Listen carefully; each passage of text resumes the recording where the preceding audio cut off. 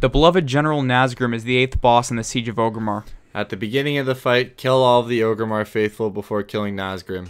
Nazgrim has 3 stances and a rage resource bar. You're going to want to try and keep his rage as low as possible. Every 15 seconds, Nazgrim will use the most expensive rage ability he is able to. After an ability, the boss will get cooling off, where he cannot use another ability for 15 seconds. The boss will gain rage from both his abilities and his stances. The 3 stances are Battle Stance, Berserker Stance, and Defensive Stance. He will rotate the stances in that order: Battle Stance, Berserker Stance, then Defensive Stance. Battle Stance causes Nazgrim to gain rage every second.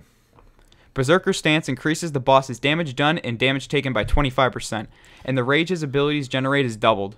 Defensive Stance reduces Nazgrim's damage taken by 10% and gives him 3 rage every time he is hit. During this stance, no one but the tank should be hitting the boss. The rage should attempt to spread out in order to avoid collateral damage from heroic Shockwave, which will be explained in a second. Nazgrim has several abilities. Sundering Blow is a hard-hitting attack on the boss's target. The ability also stacks a debuff on the target, reducing armor by 10% per stack. This ability will cause the boss to gain 5 rage and an additional 5 rage for every stack on the target. This will need a tank switch. Bonecracker will be used on a random raider and cause the target to bleed for 30 seconds. The ability also reduces players' health by 10%. This doesn't actually affect the boss's rage mechanics. Heroic Shockwave costs 30 rage. This is similar to Warrior's Heroic Leap. The only difference is that lines of fire will appear that must be avoided. These are called Aftershocks. 3 rage is gained from everyone who takes damage from Aftershock. When the boss lands, he will also deal a high amount of damage to everyone within 10 yards. Korokron Banner will be used at 50 rage. This will cause allies to generate 3 rage for the boss when they attack. This should be killed immediately. War Song costs 70 rage, and this is an AoE that cuts everyone's health in half. Ravager costs 100 rage. The boss chucks a spinning weapon into the area that will spin until you kill Nazgrim. These must be avoided, for they deal massive amounts of damage to the idiots who stand in them. Also granting Nazgrim 5 rage for every time someone is hit. Adds will spawn throughout the fight approximately every 45 seconds in pairs, but will spawn more at a time as the fight goes on.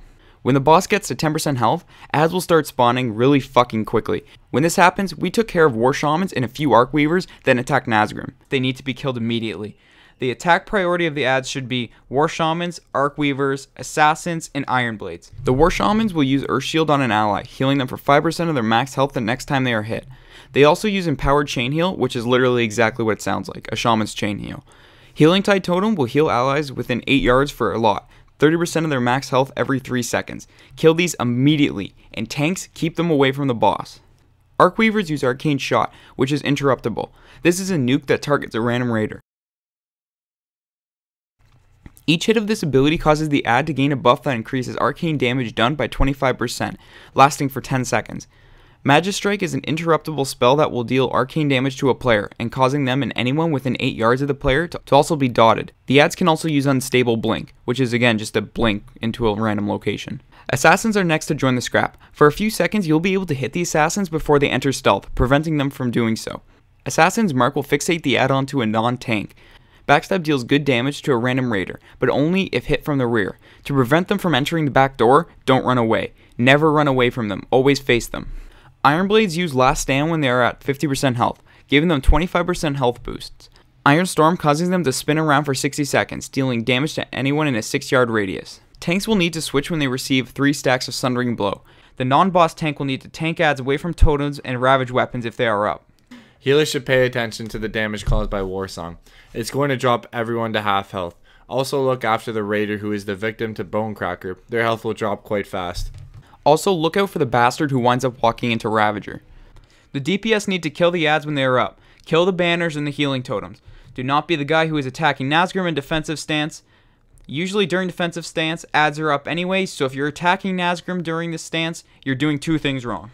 Lust should be popped during a Berserker stance. This way it will maximize damage against the boss. We love you, General Nazgrim, and that's all you need to know to kill our old friend. Good luck, adventurer.